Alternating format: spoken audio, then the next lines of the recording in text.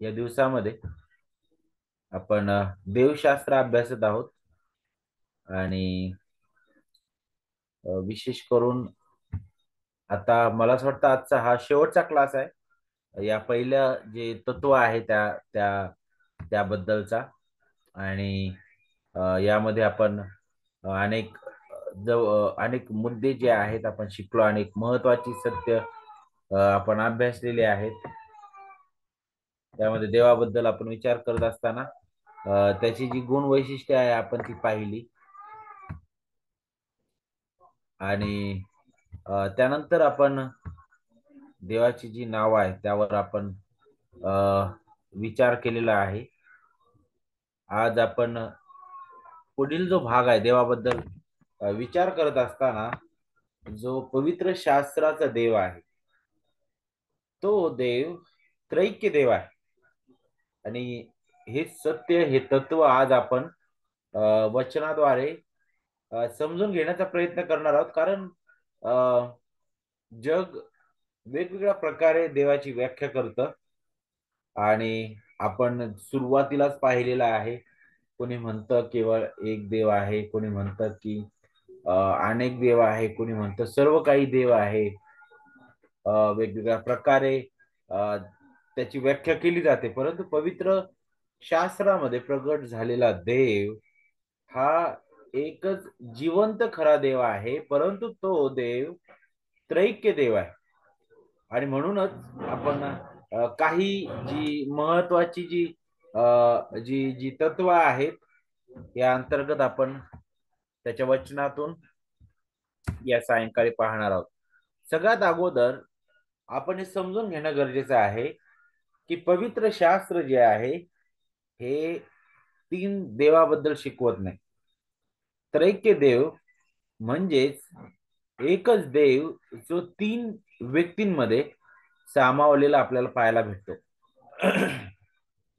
पण अनेक वेळा काय होते की चुकीचा गैरसमज केला जातो की हा पिता पुत्र पवित्र आत्मा त्रैक्य देवाबद्दल बायबलमध्ये सांगितल्याचा अर्थ मग लोक म्हणतात की येस, पिता वेगळा देव आहे, पुत्र वेगळा देव आहे आणि पवित्र आत्मा वेगळा देव आहे.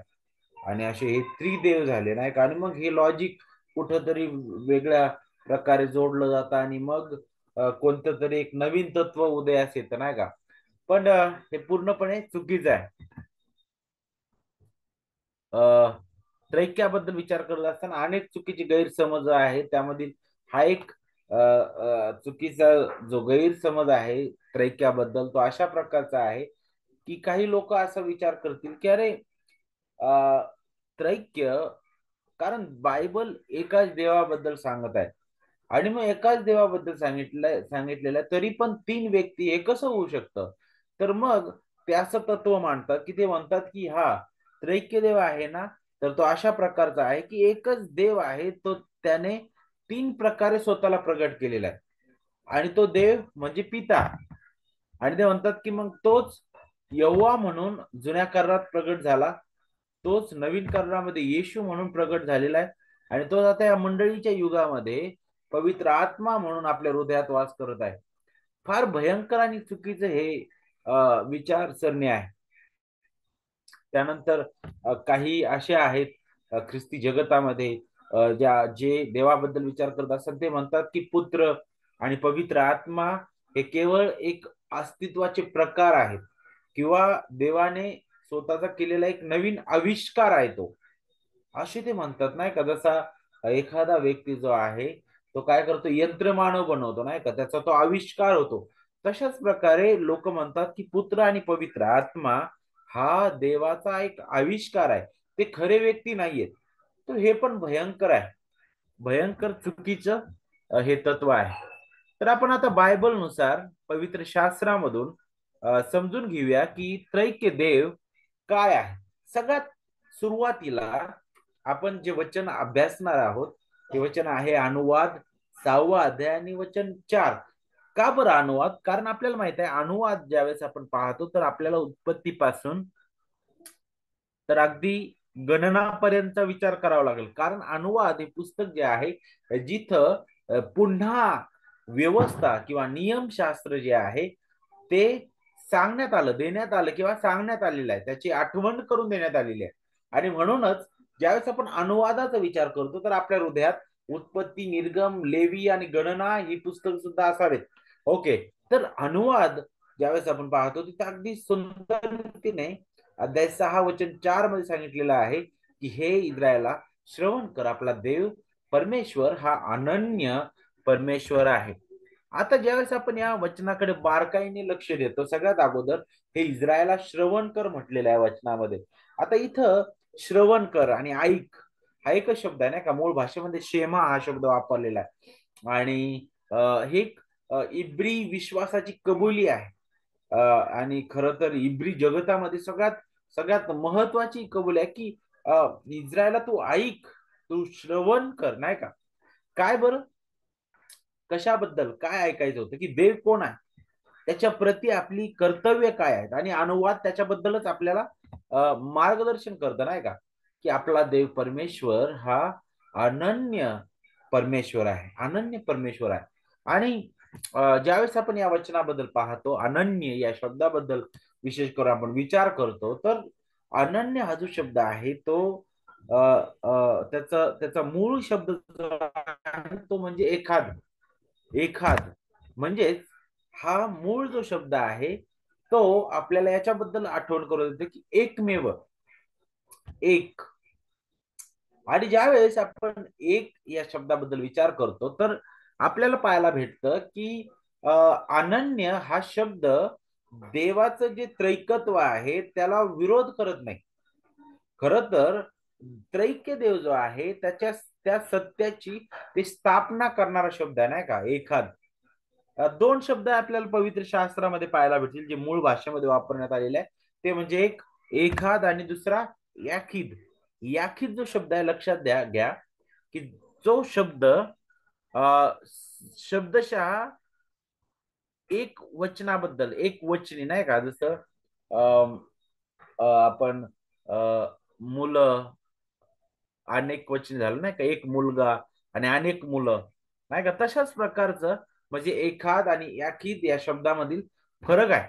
आणि इथं आपल्याला पाहायला भेटतं पवित्र शास्त्रामध्ये सुद्धा अशा अनेक उदाहरण आहेत. जसं पहा इथं उत्पत्ती 22:1-2 मध्ये आपल्याला पाहायला भेटतं जिथं देव अब्रामासोबत बोलत आहे की तुझा एकुलता एक प्रिय पुत्र इसाक याला घेऊन मोरिया देशात जा, तुझा एकुलता एक. इथं याखीद हा शब्द वापरलेला आहे. एक, अनेक इसाक नव्हते, एकच होता, त्याच्याबद्दल तो वापरला.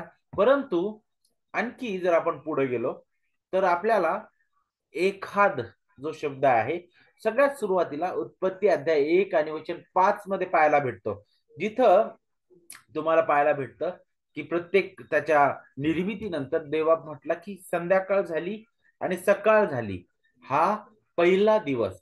संध्याकाळ आणि सकाळ मिळून काय होतो, एक दिवस म्हटलेला नाही का. तर इथं हा पहिला दिवस म्हटलेला, इथं एक शब्द जो वापरलेला आहे तो आपल्याला एखाद बद्दल आठवण करून येतो. म्हणजेच काय की हा शब्द अनेकत्वाचा विचार आपल्या समोर सादर करणारा शब्द आहे. आणि म्हणून ज्यावेळेस इस्रायलाला मोशेद्वारे बोलण्यात येत आहे की तुझा देव परमेश्वर हा अनन्य परमेश्वर आहे, तर अनन्य हा शब्द जो आहे तो ह्याच प्रकारचा आहे. आणखी आपण प्रश्न काही ठिकाणी त्याचा संदर्भ पाहू शकतो. उत्पत्ती 2:24 मध्ये बघा, तिथं सुद्धा नर आणि नारी म्हणून नाही का, आदाम आणि हवेबद्दल बोलत असताना म्हटलेलं आहे की ते दोघे एकदेह होतील म्हटलेलं आहे. दोघे आणि एकदेह, दोघे वेगवेगळे आपल्याला पाहायला भेटतात तरी एकदेह म्हटलेला आहे. तर इथं एखाद हा शब्द वापरण्यात आलेला आहे.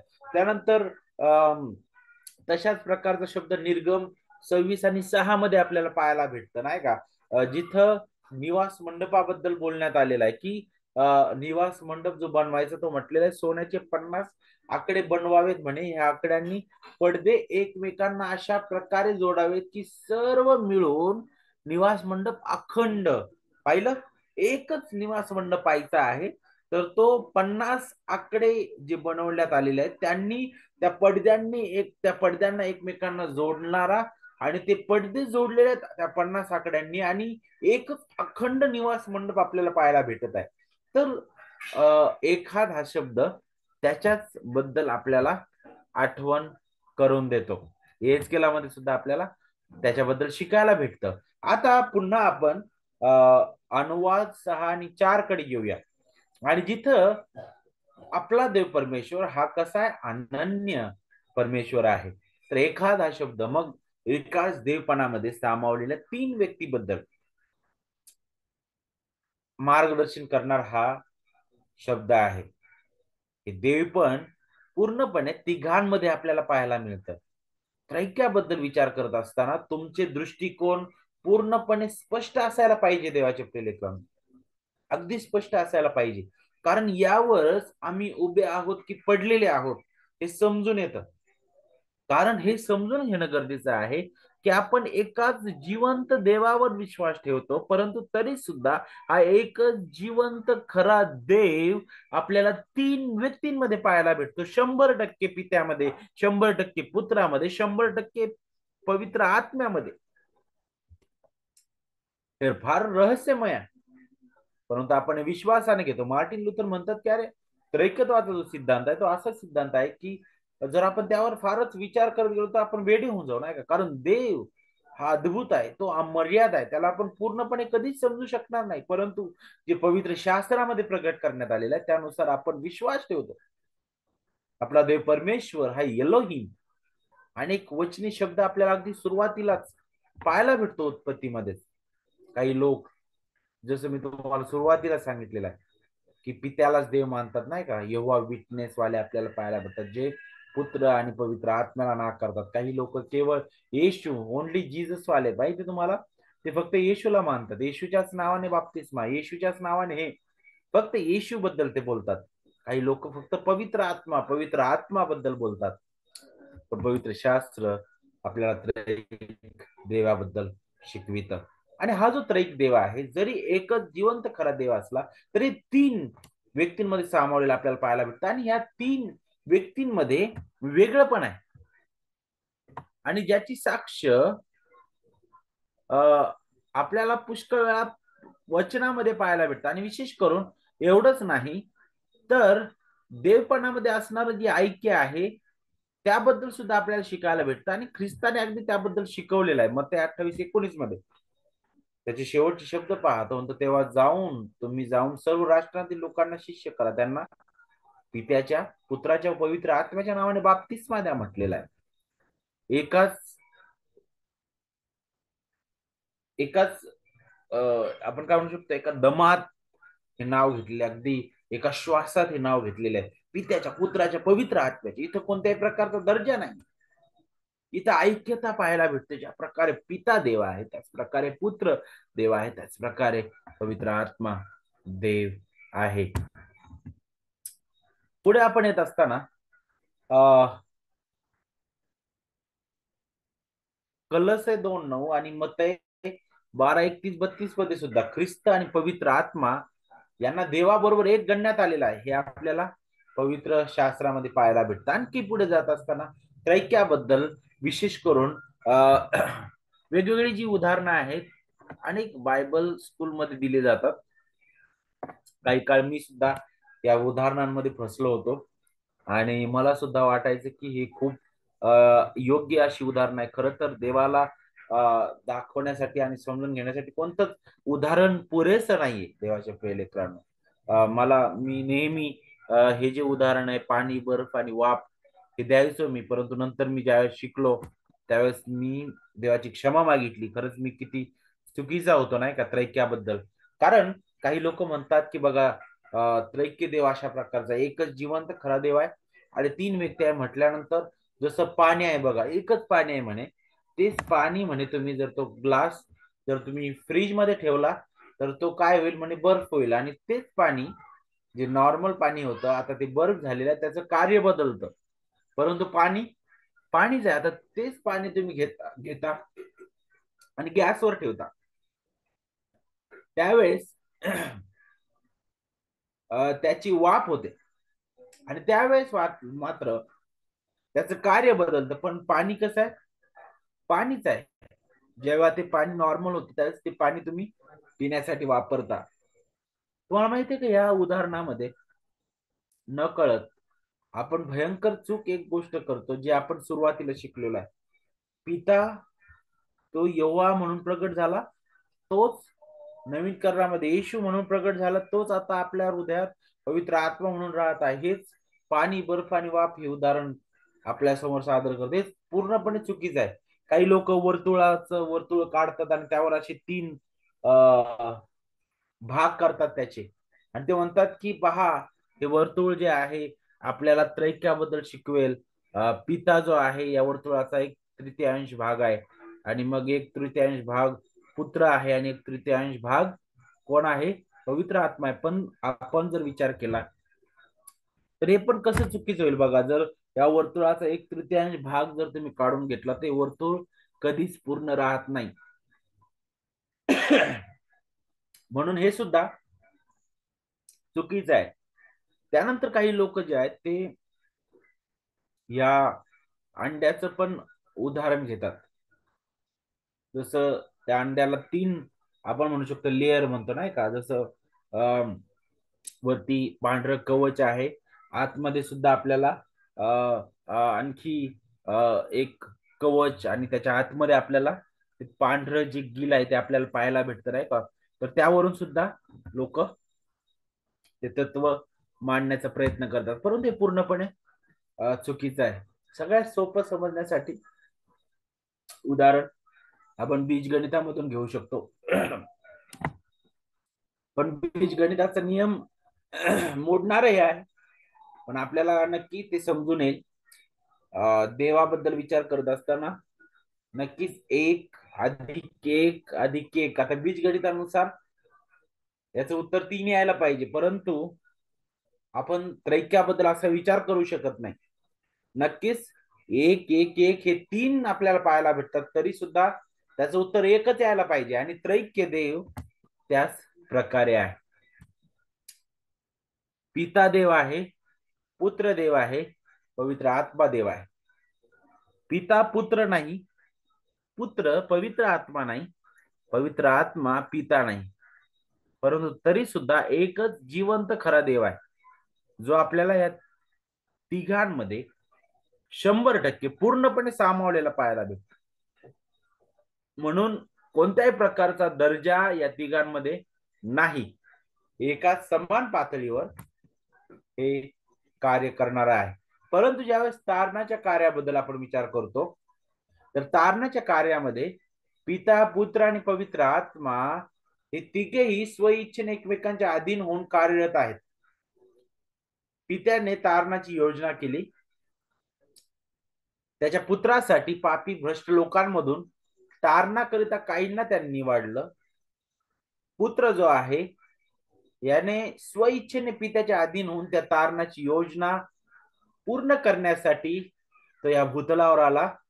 त्याने आपलं अनमोल रक्त सांडलेलं आहे. तो मृत्यू पावला, 3ऱ्या दिवशी पुनरुत्थित झाला. त्याने हे सिद्ध केलेलं आहे. पवित्र आत्मा जे कार्य पुत्राने सिद्धीस नेलेलं आहे, जे पित्याने निवडलेल्या लोकांकरिता, त्याच निवडलेल्या लोकांच्या हृदयात पवित्र आत्मा पुत्राने केलेल्या परिपूर्ण कार्याचं लागूकरण करतो त्याच्या सुवार्तेच्या द्वारे. त्याबद्दल आपल्याला पवित्र शास्त्र शिकवितं.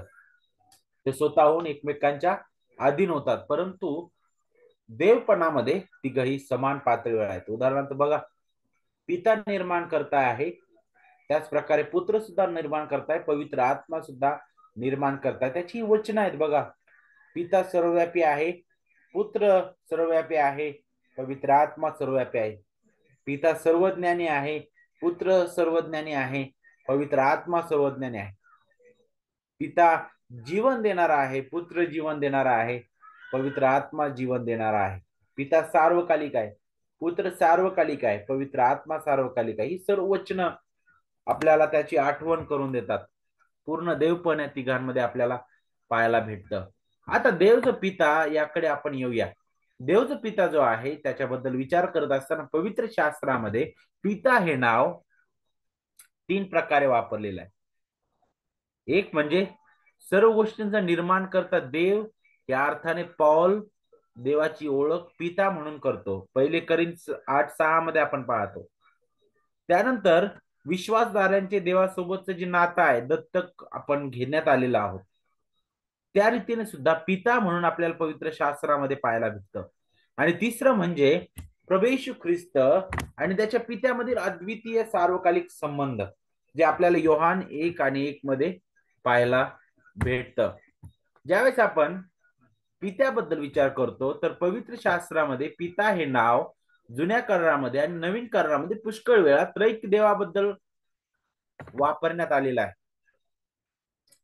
अनुवाद 32:6, यशिया 63:16, यशिया 64 आणि 8 या वचनांमध्ये आपल्याला त्या सर्व ते नाव पाहायला भेटेल, नाही का.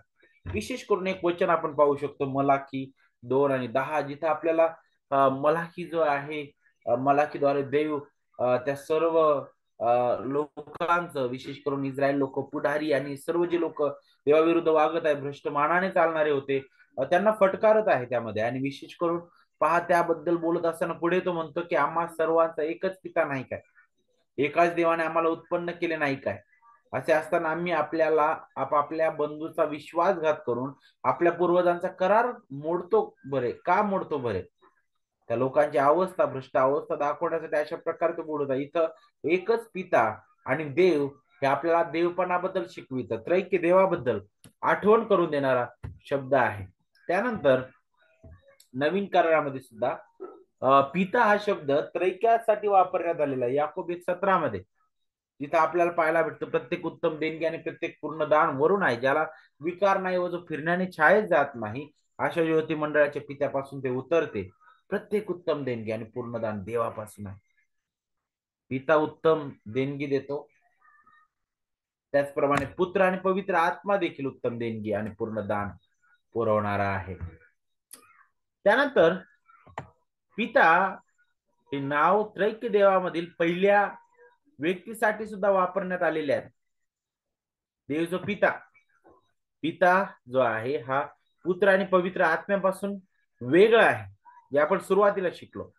आणि प्रेषित योहान पिता आणि पुत्रामधील वेगळं पण इथं प्रगट करतो. बघा 2 योहान 9 मध्ये, इथं ख्रिस्ताच्या शिक्षणाला चिटकून न राहता जो पुढे पुढे जातो त्याला देव प्राप्त झाला नाही. जो शिक्षणाला धरून राहतो त्याला पिता व पुत्र पाहिलं, या दोघांची प्राप्ती झाली. अगदी स्पष्ट रीतीने त्यांच्यामधील वेगळं पण हे वचन प्रगट करत आहे. त्यानंतर आपल्याला पिता आणि पवित्र आत्मा यांच्यामधील देखील वेगळं पण पाहायला भेटतं. खुद्द प्रभू येशू ख्रिस्त, पिता आणि पवित्र आत्मा यांच्यामधील वेगळं पण आपल्याला इथं पाहायला भेटेल. उदाहरणार्थ योहान 14:16-17 मध्ये, जिथं शिष्यांसोबत प्रभू येशू ख्रिस्त बोलत आहे, तो म्हणतो मी पित्याला विनंती करतो. कोणाला? बारकाईने वचनाकडे लक्ष द्या. कोण? मी म्हणजे कोण? प्रभू येशू ख्रिस्त. कुणाला विनंती करत आहे? पित्याला. पुढे मग तो तुम्हाला दुसरा कैवारी, पाहिलं, कोण करणार आहे? मी विनंती करत आहे. प्रभू येशू ख्रिस्त विनंती करणार आहे.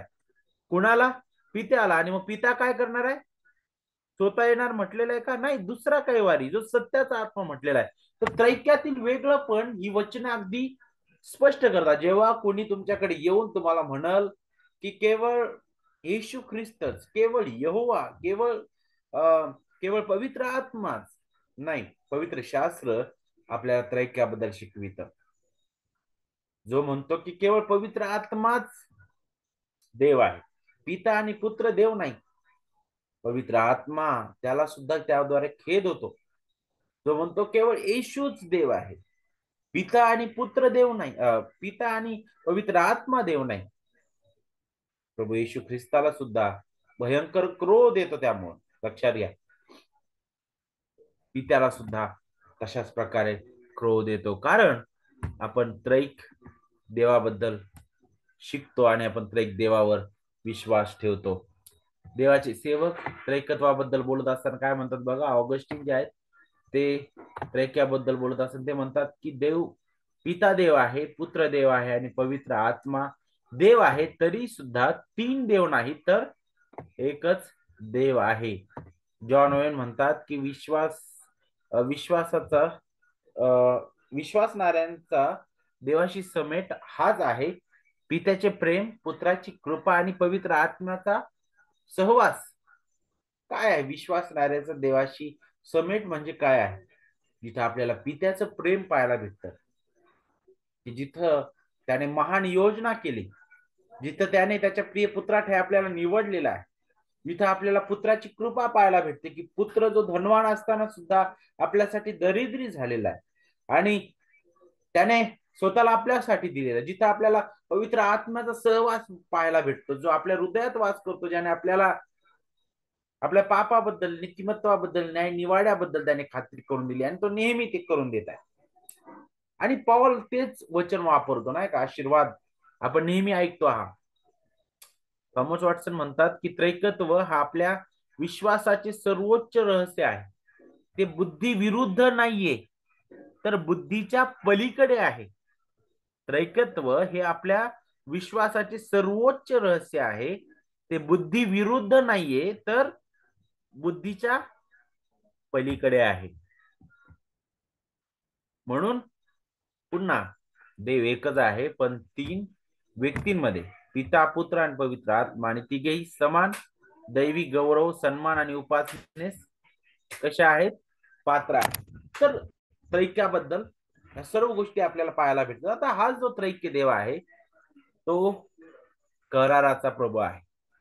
तो करार करणारा आणि करार जपणारा देव आहे. आणि ते आपण आता शेवटी पाहणार आहोत. कारण पवित्र शास्त्रामध्ये आपल्याला कराराची भाषा पाहायला भेटते. पवित्र शास्त्रामध्ये आपल्याला काही करार पाहायला भेटतात. त्या कराराकडे आपण लक्ष केंद्रित करणार आहोत. सगळ्यात अगोदर करार त्याबद्दल आपण समजून घेऊया. करार या शब्दासाठी इब्री जो शब्द आहे तो म्हणजे बेरीत, आणि या शब्दाचा मूळ अर्थ होतो कापणे.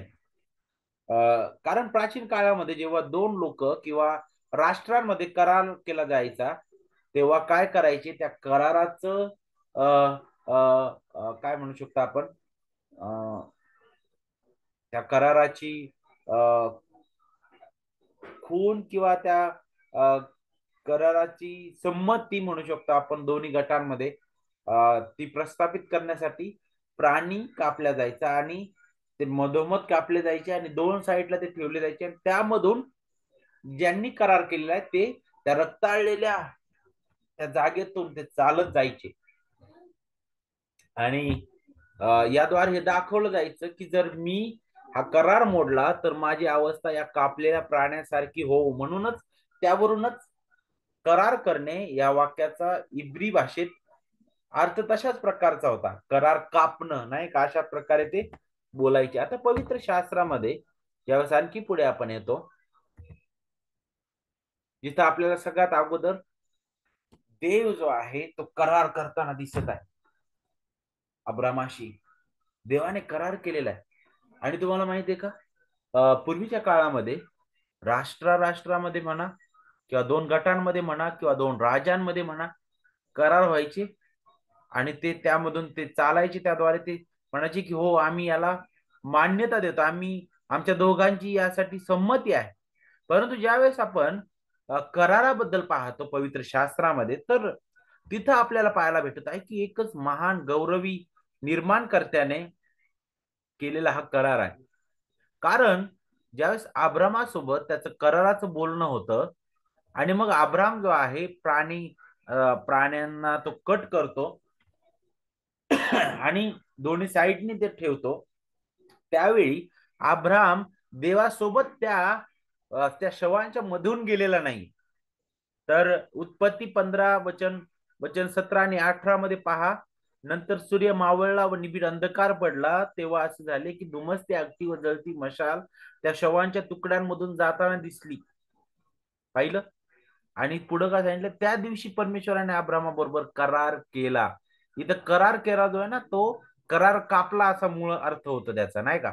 तर तो कसा करार केला? हा एकतर्फी देवाने केलेला आहे अब्रामासोबत, की नाही मी करत आहे तुझ्याशी करार, मी तुझ्याद्वारे मोठं राष्ट्र करणार आहे. नवीन करारामध्ये विशेष करून ग्रीक मध्ये जो शब्द वापरण्यात आलेला आहे करारासाठी डियाथेके, आणि त्याचा अर्थ होतो व्यवस्था, वसीहत किंवा देवाने स्थापन केलेलं वचन, नाही का. आणि हा जो करार आहे दोन समान पक्षांमधील करार नाही, तर एकतर्फी करार आहे, जो मी तुम्हाला अगोदर सांगितलं, जो देवाने स्वतःच्या सार्वभौम कृपेने ठरवलेला आहे. आणि म्हणूनच आपल्याला पाहायला भेटतं त्याच्यासाठी कोणा प्राण्यांचं नाही, तर देवाने आपल्या प्रिय पुत्राचं रक्त समोर ठेवलेलं आहे. लूक 22 आणि 20 आपल्याला सांगतं, ख्रिस्त स्वतः त्याची आठवण करून देतो त्याच्या भोजनाच्या शेवटच्या भोजनाच्या वेळी तो म्हणतो की हा प्याला माझ्या रक्तातील नवीन करार आहे. इथे येशू ख्रिस्त सांगतो की त्याचं रक्त हा नवीन कराराचा शिक्का आहे, देव आणि माणूस यांच्यातील पवित्र संबंधाचे पुष्टीकरण करणारा आहे. त्यावेळेस आपण करार त्याचं तत्व शिकतो, नाही का. नेहमीच मनुष्याशी कराराद्वारे, म्हणजेच देवाने स्वतः स्थापन केलेल्या आणि पूर्ण केलेल्या पवित्र संबंधाद्वारे त्याने नाते जोडलेलं आहे. हे करार देवाच्या तारणाच्या योजनेतील ऐक्यता अगदी उत्पत्तीपासून तर प्रगटीकरणापर्यंत करतात. उत्पत्ती 17:7 मध्ये पहा, मी तुझा व तुझ्या मागे तुझ्या संतानाचा देव राहील, असा निरंतरचा करार मी तुझ्याशी व तुझ्या पश्चात तुझ्या संतानाशी पिढ्यानपिढ्या करतो. हे वचन पवित्र शास्त्रातील सर्व करारांचं काय केंद्रबिंदू आणि हृदय आहे किंवा हृदय आहे, की देव करार करत आहे. आणि हा करार काय बरं, मी तुझा देव आहे. स्वतः देव आपला देव होता, जो सर्वोच्च ठिकाणी विराजमान, ज्याच्या समोर आपण कधीच उभं राहू शकत नव्हतो. स्तोत्र करता स्तोत्र 24 मध्ये म्हणतो की तुझ्या पवित्र डोंगरावर कोण चढेल, तुझ्या पवित्र स्थानात कोण उभा राहील. त्याचा अर्थ कोणीच नाही, परंतु जो पवित्र डोंगरावर बसणारा, जो सर्वोच्च ठिकाणी विराजमान असणारा देव, तो स्वतः आपल्या जवळ येत आहे. आपण त्याच्या जवळ जाऊ शकत नव्हतो, परंतु तो आपल्या जवळ येत आहे आणि अद्भुत रीतीने हे ख्रिस्तामध्ये त्याने पूर्ण केलेलं आहे. कराराबद्दल शिकत असताना, करार म्हणजेच देवाने स्वतःच्या कृपेने मनुष्याशी केलेलं पवित्र आणि बंधनकारक संबंध आहे, ज्यामध्ये देव स्वतःला प्रगट करतो, आशीर्वादांचे अभिवचन देतो आणि आज्ञाधारकतेची मागणी करतो, ज्याद्वारे देव आणि मनुष्य यांच्यात समेट होतो. आता कराराबद्दल विचार करत असताना पवित्र शास्त्रामध्ये प्रगट जे करार आहेत त्याबद्दल आपण शिकू. सगळ्यात पहिला करार आपल्याला उत्पत्तीच्या पुस्तकामध्ये पाहायला भेटतो सुरुवातीलाच, तो म्हणजे कर्माचा करार. आपल्याला माहित आहे देवाने सर्व काही घडवलं, आदाम हवेला घडवलेलं आहे. आपल्याला सगळ्यांना सत्कर्म करायला आवडतात. सगळ्यांना आवडेल की आम्ही स्वतःच्या बळावर देवाला आनंदी करण्याचा प्रयत्न करू. होय, देवाने ती संधी दिली होती, आदामाला दिली होती ती संधी. देव काय म्हटलं उत्पत्ती 2:16 आणि 17 मध्ये, तेव्हा परमेश्वर देवाने आदामाला अशी आज्ञा दिली की वाटेल त्या झाडाचं फळ खा, म्हणे येतेच खा, पण बऱ्या वाईटाचं ज्ञान करून देणाऱ्या झाडाचं फळ खाऊ नको, कारण ज्या दिवशी त्याचे फळ तू खाशील त्या दिवशी तू खास मरशील. आता ज्यावेळेस आपण कराराबद्दल विचार करतो, तर आपल्याला हे समजणं गरजेचं आहे, कर्माचा करार म्हणजेच हा आपल्याला कशाची आठवण करून देत आहे, की जिथं देवाची अपेक्षा आहे की तू जर हे करशील तर तू जगशील, आणि जर तू हे करणार नाहीस तर तू मरशील. म्हणजे हा करार जो आहे तो कृत्यांबद्दल सांगणार आहे, कर्माबद्दल सांगणार आहे. आणि रोम 5 मध्ये आपल्याला पाहायला भेटतं की आदाम हा सर्व मानव जातीचा प्रतिनिधिक मस्तक या नात्याने आदाम तिथं सफल झाला, आणि त्याच्यामध्ये सर्व मानवजात कशी झाली, पापी झालेली आहे म्हटलेलं आहे. बघा, एकाच मनुष्याद्वारे, एकाच मनुष्याच्या अपराधामुळे सर्व मनुष्य जे आहेत ते दंडाज्ञाखाली आले आहेत. सर्वांमध्ये मरण पसरलेलं आहे, नाही का. वचन 17 पहा, कारण जर एकाच इस्माच्या द्वारे त्या एकाच इस्माच्या अपराधाने मरणाचे राज्य चालू झाले म्हटलेलं आहे, तर तो प्रतिनिधिक मस्तक होता सर्व मानव जातीचा. आणि आपल्याला पाहायला भेटतो तो पडला, त्याच्यामध्ये सर्व मानवजात पडलेली आहे. आपलं मस्तक जर पडलं तर आपला देह सुद्धा तसाच नष्ट होऊन जातो, नाही का? कारण मस्तकाविना धडाला काहीच अर्थ नाही. आणि तो प्रतिनिधिक मस्तक म्हणून होता तो पडलेला आहे. सुरुवातीला तो नक्कीच निर्दोष अवस्थेमध्ये होता पतनापूर्वी. त्याच्याशी देवाने करार केला, नाही का? आणि त्याची देवाची इच्छा होती की त्याने तो पूर्ण करावा, नाही का? आणि जणू काय जसा राजा आणि प्रजेतील एक अतूट नातं होतं, तशा प्रकारे ते आठवण करून देणार होतं. हा जो कर्माचा करार होता, हा पूर्ण आज्ञाधारकतेची मागणी करत होता. जर तू आज्ञा पालन केलंस तर तुला जीवन आहे, आणि जर तू आज्ञाभंग केलास तर तुझा मृत्यू अटळ आहे. जिथं आध्यात्मिक आणि शारीरिक मृत्यू दोन्ही गोष्टी आपल्याला पाहायला भेटतात. आदामाने करार तोडला, संपूर्ण मानव जाती त्या आदामामध्ये पतन पावलेले आहे. आणि मग पहा, इथं मात्र आपल्याला देवाची पवित्रता आणि देवाचा न्याय पाहायला भेटतो. परंतु आपण त्याच अवस्थेमध्ये देवाने आपल्याला ठेवलं नाही, आपल्याला टाकून दिलेलं नाही. तर देवाने त्याचं अभिवचन दिलं की पहा, हा जो मनुष्य आहे ज्याला मी घडवलं, तो हा करार पूर्ण करू शकलेला नाही. परंतु पहा, असा एक येणार आहे जो स्त्रीचं संतान असणार आहे, स्त्रीचं बीज तो असणार आहे, जो येईल आणि हा करार पूर्ण करणार आहे. तो ख्रिस्त आहे. पहिले करीन 15 आणि 45 आपल्याला त्याबद्दल सांगतं.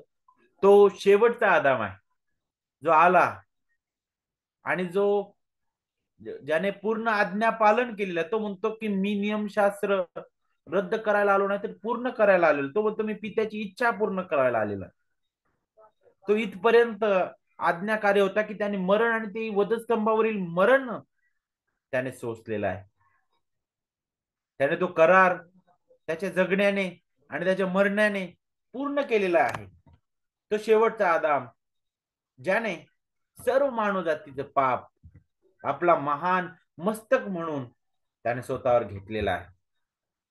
आपण जे आज्ञा पालन करण्यासाठी अपयशी झालेलो आहोत, ते सर्व आज्ञा पालन त्या शेवटच्या आदामाने पूर्ण केलेलं आहे.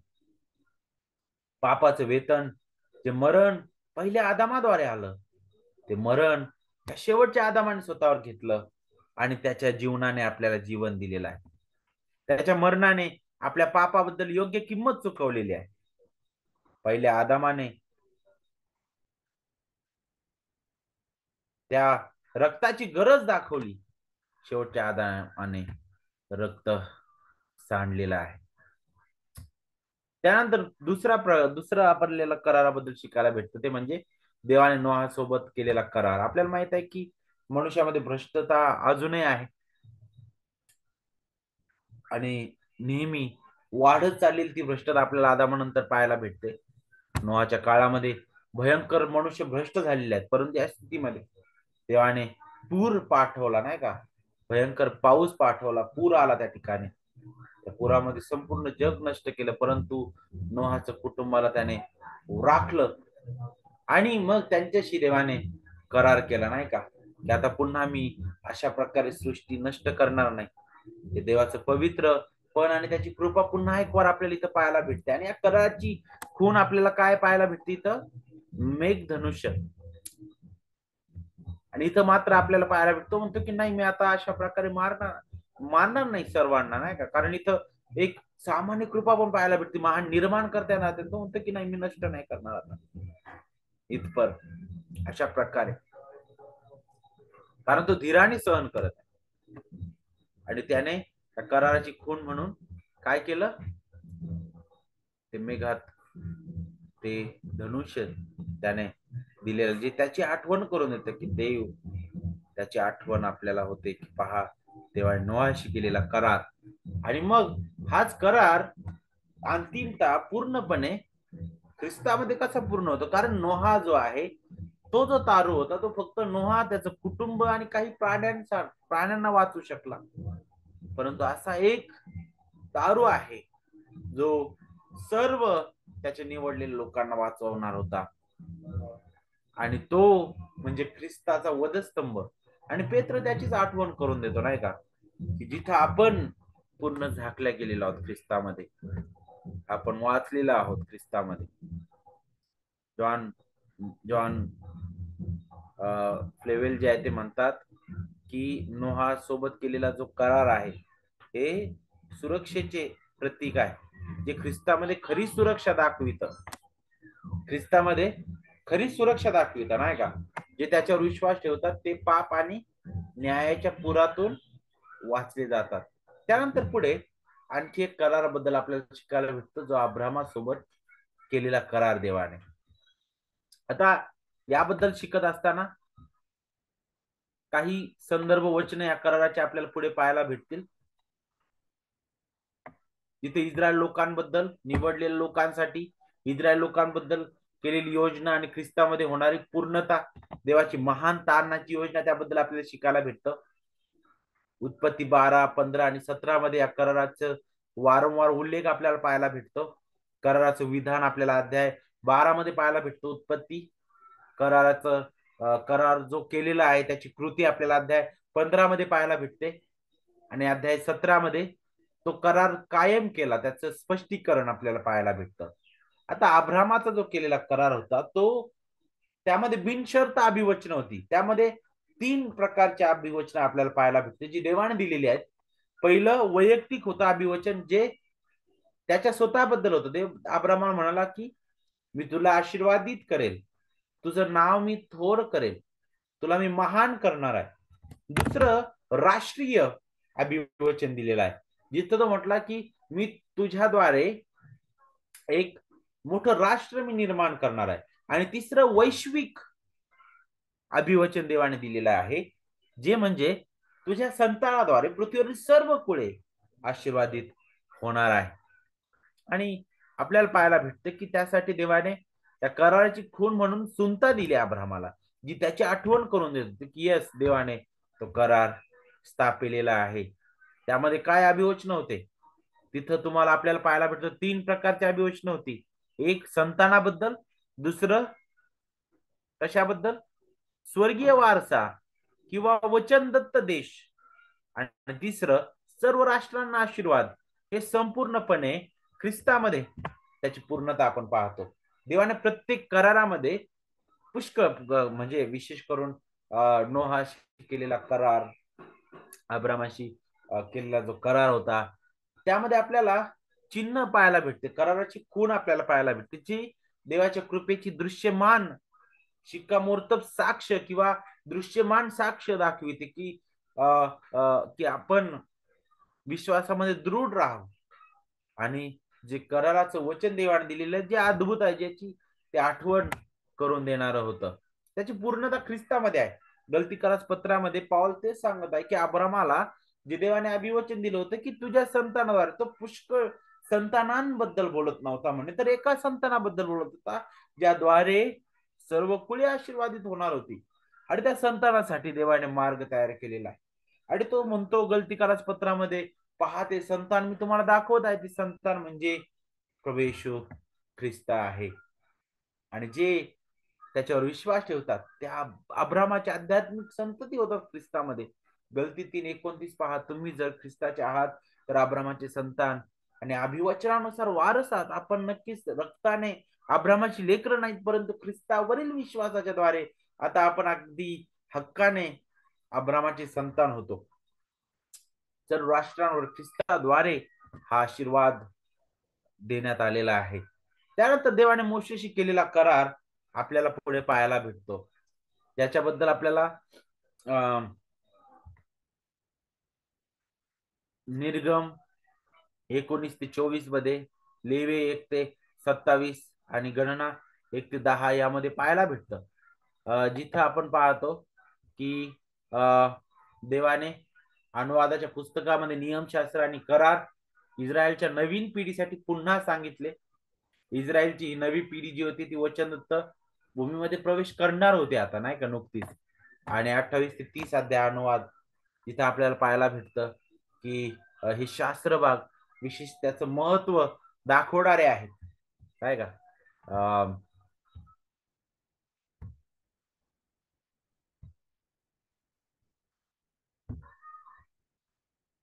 देवाने इस्रायल बरोबर करार केला आणि हा करार आज्ञा पालनावर अवलंबून होता. जर त्यांनी आज्ञा पाळली तर आशीर्वाद त्यांना भेटणार आहे, जर त्यांनी आज्ञा मोडली तर त्याद्वारे शापाखाली ते जातील, नाही का. आणि अनेक नियम आपल्याला यामध्ये पाहायला भेटतील. आणि विशेष करून इस्रायलाच्या जीवनामध्ये हा करार जो आहे तो आपल्याला पाहायला भेटतं की अगदी अद्भुत रीतीने या वचनांमध्ये प्रगट केलेला हा करार पुढील गोष्टींबद्दलचा मार्गदर्शन करत होता, किंवा या कराराचा उद्देश जो होता तो काय होता, तो म्हणजे काय नियमशास्त्र देवाने दिलेला आहे मोशेद्वारे. त्याबद्दल आपल्याला शिकायला भेटतं, जे आपल्याला देवाची पवित्रता दाखवितं, आपली मनुष्याची पापी पण प्रगट करतं, देवाला संतोष होईल असं जीवन आपण कसं जगावं त्याबद्दलचं योग्य मापदंड देतं. इस्रायल राष्ट्र म्हणून त्याची स्थापना करणं त्याबद्दलचा हा करार आठवण करून देत होता. नियमशास्त्राचं पालन करून देवावरील आपला विश्वास दाखविणं, अगर सिद्ध करणं, यासाठी लोकांना आवश्यक त्या साधनांची तरतूद करणं त्याबद्दल ते होतं. देवाबरोबर आणि इतर लोकांबरोबर योग्य नातेसंबंध कसं ठेवावं, नाही का, त्याबद्दल ते नियमशास्त्र होतं. आणि विशेष करून अंतिमता प्रभू येशू ख्रिस्ताची गरज लोकांना कळावी त्यासाठी हा करार होता. आता ज्यावेळेस आपण मोशेशी केलेल्या कराराबद्दल पाहतो, तर जिथं आज्ञा पालनाची अट आहे आणि तात्पुरतं आपल्याला पाहायला भेटतं काही उपाय सुद्धा तिथं होते, साधनं होती. ख्रिस्ताने वधस्तंभावर केलेलं प्रायश्चित्तात्मक जे अर्पण होतं त्याची ती पूर्व छाया होतं. नियमशास्त्र जे आहे आपण लक्षात घेणं गरजेचं आहे की आपल्या तारणाचं एक साधन म्हणून दिलेलं नव्हतं, तर नक्कीच करारानुसार आज्ञा पालन करणं त्याद्वारे आशीर्वाद आणि आज्ञाभंग त्याद्वारे शाप मिळण्याचं अभिवचन दिलेलं होतं. आणि आपल्याला पाहायला भेटतं की ह्यामध्ये शब्दाचं पालन करणं ही मोशे बरोबरच्या करारात करार स्वीकारल्याची एक खूण म्हणून देण्यात आलेलं होतं. आता ज्यावेळेस मोशेबद्दल आपण विचार करतो तर यामध्ये अट काय होती, जर तुम्ही आज्ञा पाळाल माझ्या तर माझे खास लोक व्हाल म्हटलेलं आहे. निर्गम 19:5 आणि 6 मध्ये आपल्याला पाहायला भेटतं. मोशेद्वारे देवाने नियमशास्त्र दिलं. ते कशासाठी दिलेलं होतं, ते आपला आरसा म्हणून देण्यात आलेलं होतं. जे देव किती पवित्र आहे ते दाखवित होतं, मनुष्य किती पापी भ्रष्ट आहे त्यात दाखवत होतं, आणि आपल्याला तारणाऱ्या ख्रिस्ताची किती गरज आहे ते आपल्याला ते दाखवत होतं. आणि म्हणूनच ख्रिस्त जो आहे तो आला आणि त्या नियमशास्त्राचं पूर्ण पालन केलेलं आहे. आणि आपल्याला पाहायला भेटतं नियमशास्त्र किंवा संदेशांचे ग्रंथ रद्द करण्यास मी आलो आहे असे समजू नका, तर मी रद्द करण्यास नाही तर पूर्ण करण्यास आलो म्हटलेलं आहे. तर नियमशास्त्र जिथे आपल्याला अर्पण याजक पण याबद्दल शिकायला भेटतं, आणि दोन्ही गोष्टी आपल्याला एक तर मध्यस्थाबद्दल शिकवित आणि किमतीबद्दल शिकवित. आणि जे ख्रिस्ताने पूर्ण केलेला तो एकमेव मध्यस्थ आहे, तो महान याजक म्हणून आलेला आहे, ज्याने आपल्यासाठी मध्यस्थी केलेला आहे.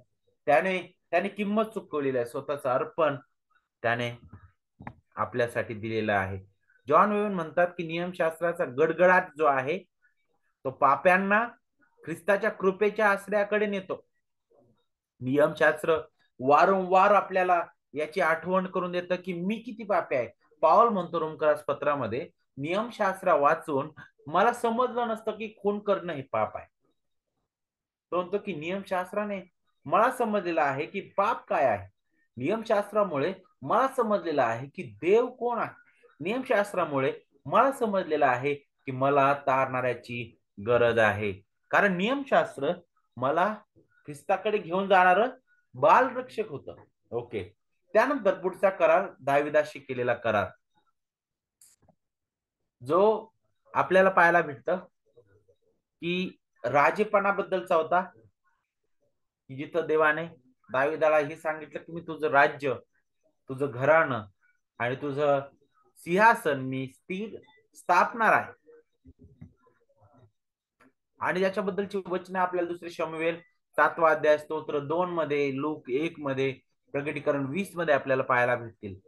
जिथं 3 महत्वाच्या बाबी ज्या त्याच्या सार्वकालिक राजपदाबद्दल आठवण करून देणार होते. एक राजघराणे, राज्य आणि राजासन. आपल्याला पाहायला भेटतं की मत्तय म्हणतो की यस, तो दाविदाचा पुत्र, अंतिम पुत्र, महान पुत्र प्रभू येशू ख्रिस्त आलेला आहे.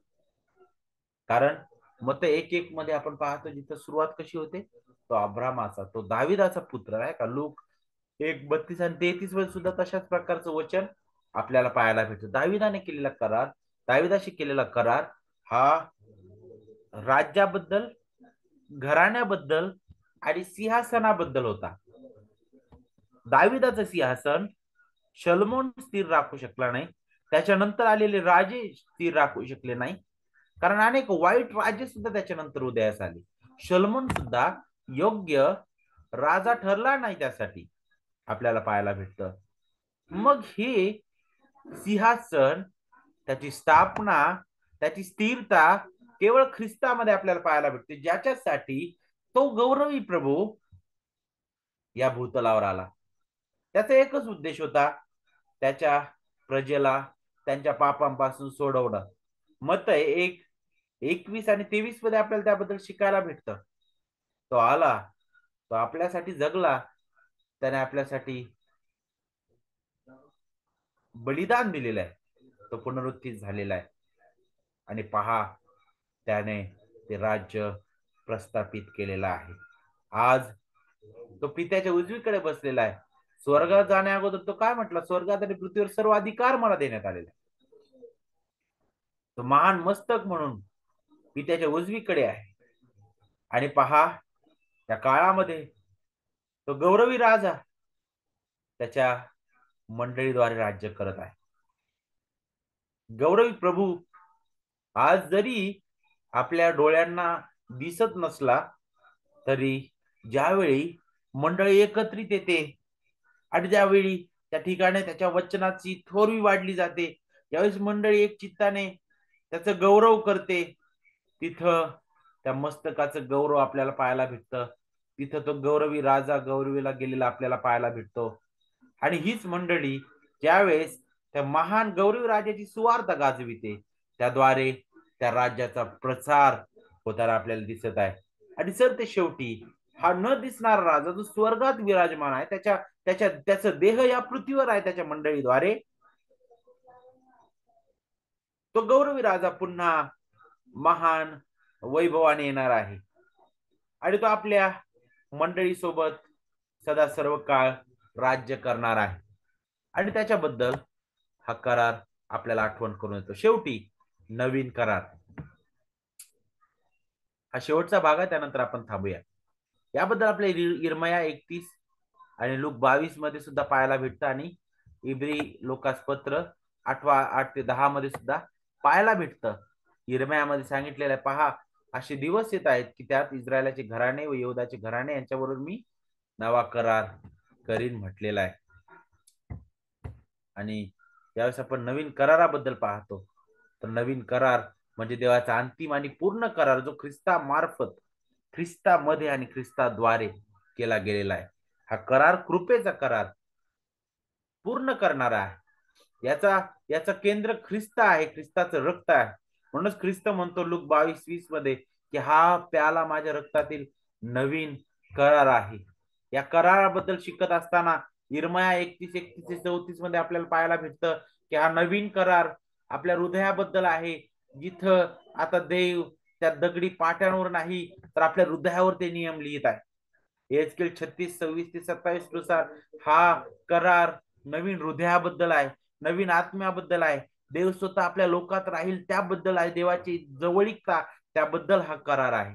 लूक 22:20 नुसार या कराराला ख्रिस्ताच्या रक्ताने स्थापित करण्यात आलेला आहे.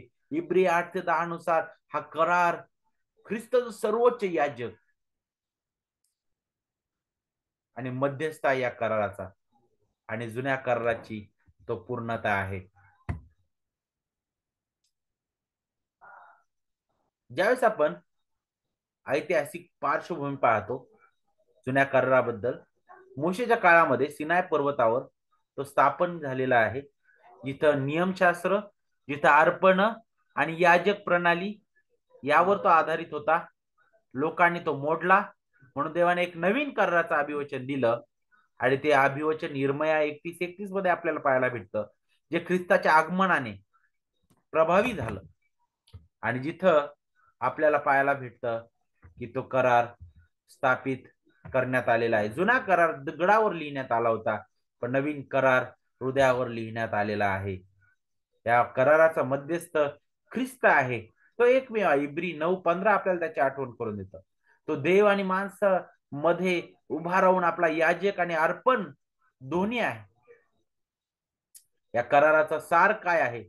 यामध्ये आपल्याला पापांची क्षमा, आपण नीतिमान ठरवण्यात आलेलो आहोत, आपल्याला नवीन हृदय मिळालेलं आहे, देवासोबत आपलं नातं जोडण्यात आलेलं आहे, पवित्र आत्मा आपल्या हृदयात वास करतो, सार्वकालिक जीवनाचं आपल्याला अभिवचन मिळालेलं आहे.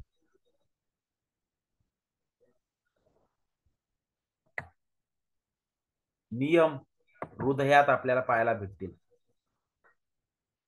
जुन्या करारात जे नियम आहेत ते दगडावर होते, नवीन करारामध्ये हृदयावर लिहिण्यात आलेले आहे. आत्मा आपल्या आतमधून आज्ञाधारकपणा तो आपल्या जीवनामध्ये काय करतो? तो निर्माण करतो.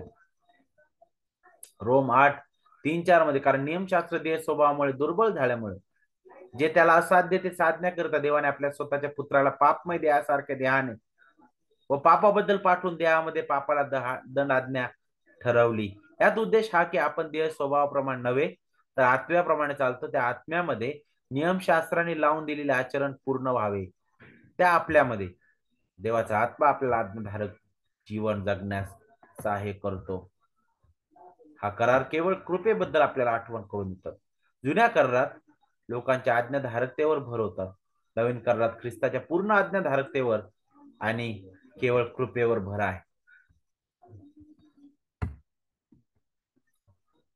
देवाचे सेवक रिचर्ड सिग जे आहेत ते म्हणतात की नवीन करार आपल्याला सेवक नव्हे तर पुत्र बनवतो. देव आता आपल्या केवळ बरोबर नाही तर पवित्र आत्म्याद्वारे आपल्यामध्ये वास करतो. आणि म्हणून हे जे सर्व करार आहेत त्यामध्ये मग कर्माचा करार आणि मग नोहाशी, अब्रामाशी, मोशेशी, दाविदाशी केलेला करार, या करारांबद्दल जर आपण विचार केला तर हा जो चार्ट आहे हे सर्व करार समजण्यासाठी आपल्याला मदत करेल. कर्माचा करार जिथं आपल्याला पाहायला भेटतं, पहिला आदामासोबत होता, तो पडलेला आहे.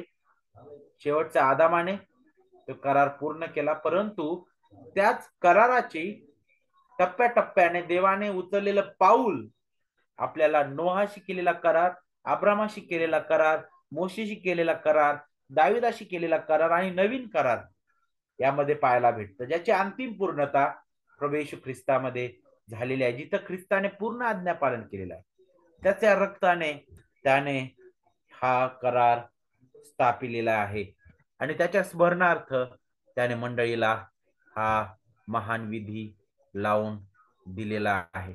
आणि म्हणूनच त्या गौरवी प्रभूला सर्वस्वी मान, महिमा आणि सन्मान मिळो. आपण प्रार्थना करू. गौरवी प्रभू